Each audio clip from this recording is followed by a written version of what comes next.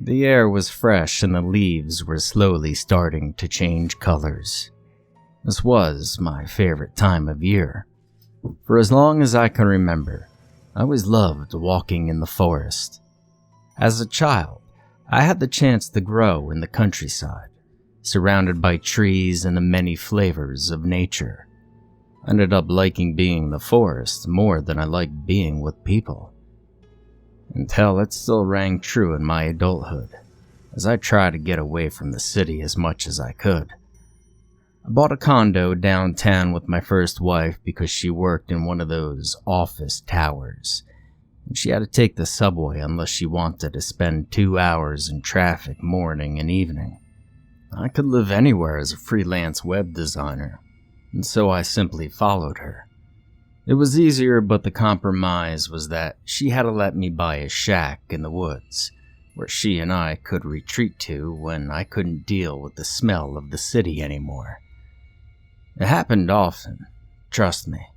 It's not that our city reeks, but for a country bumpkin like me, it was pretty hard to see just the grays and the browns and the black and whatever bland, colorless decor the city had to offer. I just miss my green spaces, you know? And so I left for a few days a month for the shack that I bought. It wasn't too far from where I lived then, it was just a meager 2.5 hours. Just far enough that I couldn't hear the constant rumbling of car engines, the buzzing noise of airplanes over my head, and the light pollution that seeped through the cracks between my blinds. I could sleep in the darkest room, breathe in the finest air, and enjoy as much silence as nature can provide. I'd gladly take whistling birds and croaking frogs over cars any day. Another thing I liked about the shack was that I couldn't access it by car, which meant that I had to leave mine a little down the road a bit and walk down the trail with my backpack. I had to make a few trips to get everything, but it was okay. The path wasn't that long, and I never brought anything heavy. Clothes, food in a rolling cooler, basic stuff in bags. About 2 or 3 trips, I was usually done and ready to enjoy myself. Since my shack was near a lake, I could also fish when it was in season. I'm a bit sensitive to cold though, so I don't tend to fish when the leaves start to change color. Instead, I packed up my coats and went for long walks on the trail I was making behind my shack. Using a machete and sheer willpower, I was clearing a path to God knows where in that forest. I had about miles done after the first summer, and nearly 2 after the second. Now, sometimes I also strayed from my path, but never far enough that I couldn't find my way back. Plus, the trail was following the lake somewhat, so as long as I saw the lake, I could always find my way back to the cabin. And then, one evening, as I was walking back from my little expedition, I met it. It was dressed in a red coat and yellow boots. It took on an appearance of a young child. I was confused since my shack wasn't anywhere close to another. It's just a big old forest with lots of trees and little to no civilization. You can't even get a bar on the phone kind of place, you know? And there it was. A child, standing in front of me as the sun dipped below the tree line and the orange-tinted clouds were slowly becoming my only lights. I came from that way, and there wasn't anyone. 2 hours later, and there's suddenly a kiddo, alone, maybe 30 to 40 feet from my trail. I saw the coat before I saw anything else, but I knew something was off. No child should be alone in the woods for sure, but the vibe I got from this kid was unlike anything I'd ever felt before. "So you lost?" I asked it. It stared blankly at me before it nodded, eyes moving left and right as if trying to avoid my gaze. Or maybe it was looking for something. I then asked where its parents were, and one of its hands rose to its mouth. I could see its kitty teeth as they wrapped around its delicate fingers. It seemed just so real. It was hard not to look at the child and feel a wave of tenderness, a desire to protect it. But young kids don't appear out of nowhere in the woods, and they certainly wouldn't look so calm if that were the case. I've been hanging around forest long enough to know that I can't trust it. The forest, I mean. The kid, well, I still had no clue. But I couldn't leave it here, of course. I offered my gloved hand, but it didn't accept it right away. Come on, let's get you home. Now, I knew what that sounded like. You see, my mama raised me not to follow strangers. But my mama also didn't abandon me in a random patch of woods, hoping I'd get lost and die. At least, that's what I was thinking about that kid. Maybe it was some sort of special needs child or some foster brat someone wanted to get rid of. Quite terrible thoughts to have, sure, but I did feel a bit of pity for it. Now I was on my guard because I just couldn't trust it.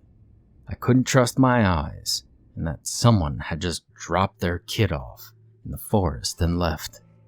And as we started walking, I asked it what his mom's name was, and then his dad, as I got no answer. But my questioning was just a fruitless endeavor, as the child just tightened its grip on my hand without giving any answers to my questions. As we reached the trail, it finally stopped moving. Then, it tried urging me in another direction. It still had its fingers inside of its mouth, and instead of talking, it simply moaned and pulled on my hand, hoping to get me to move away from the trail, but the direction it was trying to pull me toward was getting dark, and rapidly so. I'd rather get back to my car and drop the kid at the nearest police station. That was the right thing to do. But the more I walked with the kid, the less comfortable I was. And now that it was trying to get me to walk toward the darkest corner of the forest, I was getting a lot more uncomfortable. Now, I nearly faltered, believe me, when it muttered a quiet, "Mommy," while still pointing in that direction. At that, about 1,000 thoughts, none more peaceful than others, coursed through my mind. Maybe he hadn't been abandoned. Perhaps he was brought here and his mommy was dead, her corpse full of stab wounds and left to rot and fester in the forest with her child. Maybe I was in the middle of something very sordid, but I didn't want to find that out by myself.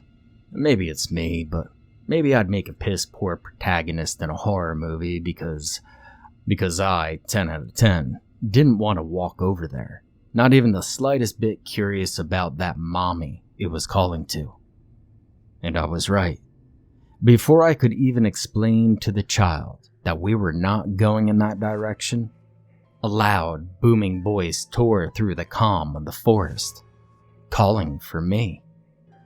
"Let go." I turned around, and none too far was a guy dressed as a caricature of a hunter. Plaid vest, dirty jeans, brown boots, and a weird cap. And he was pointing a gun at me. At us. He ordered me to let go again.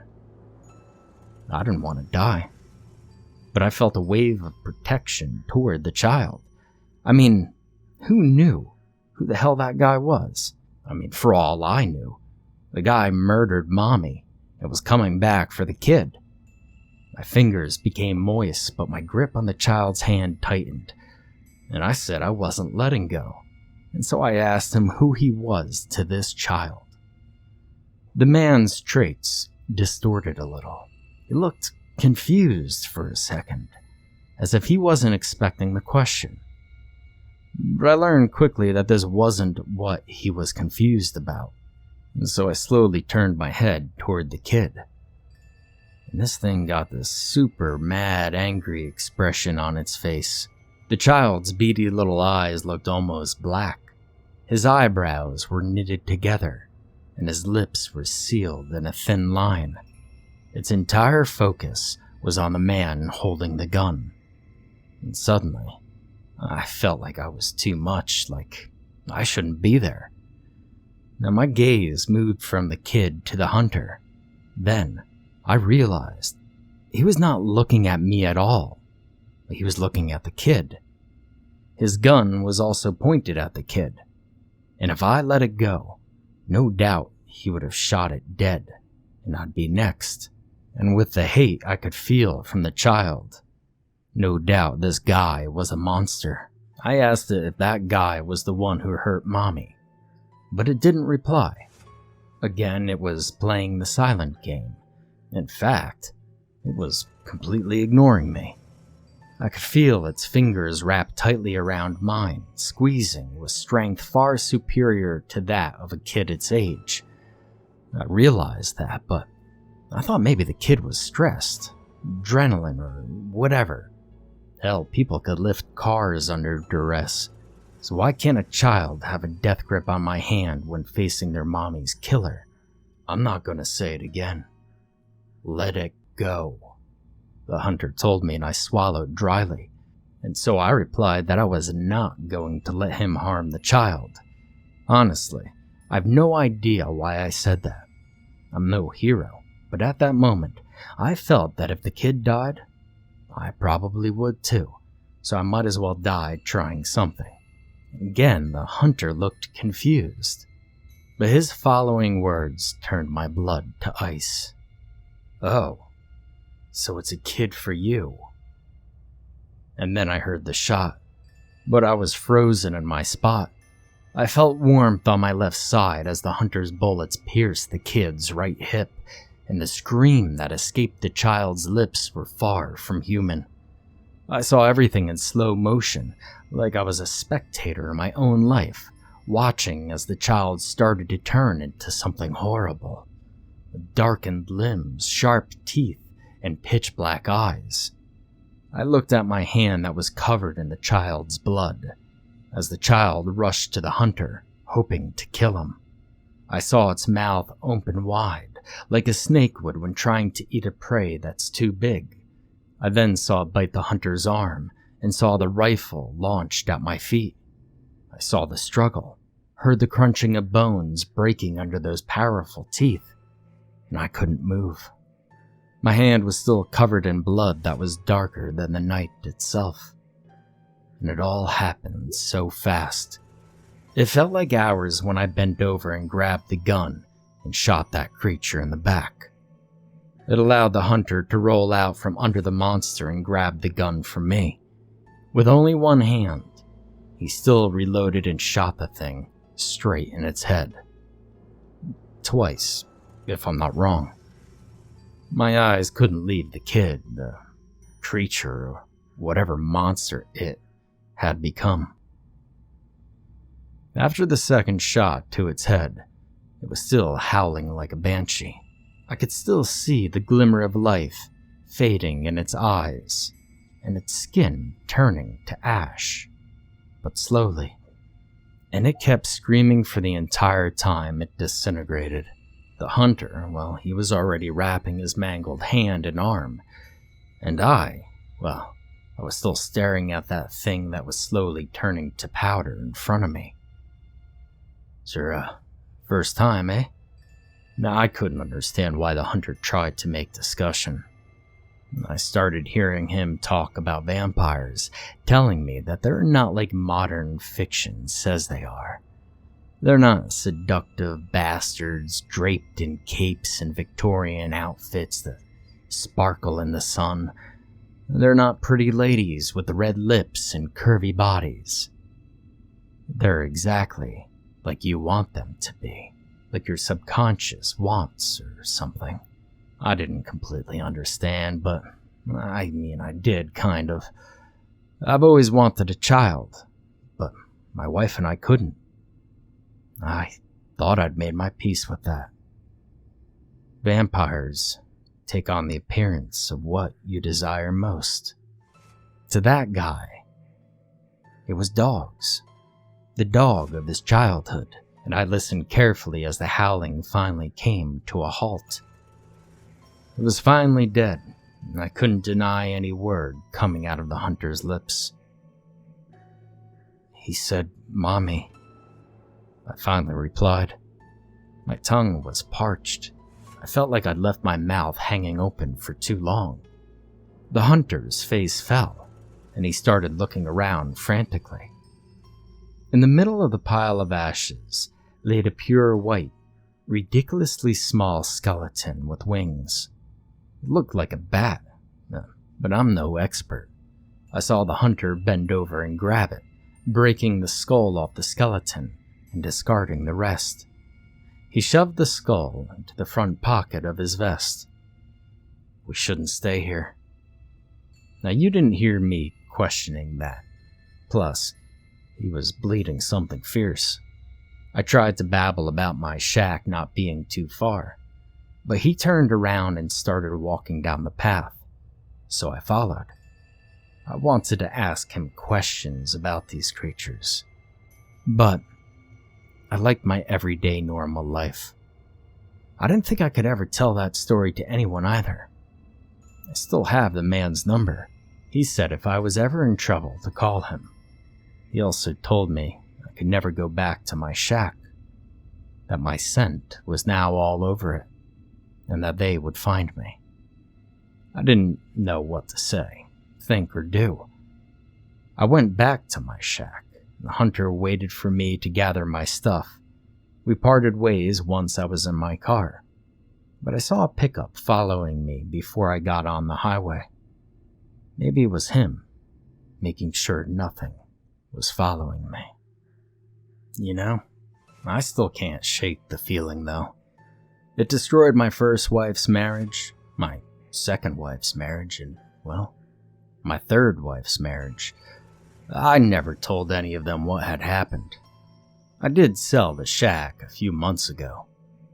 There are things in the woods that I've never seen before, and some of them I never want to see.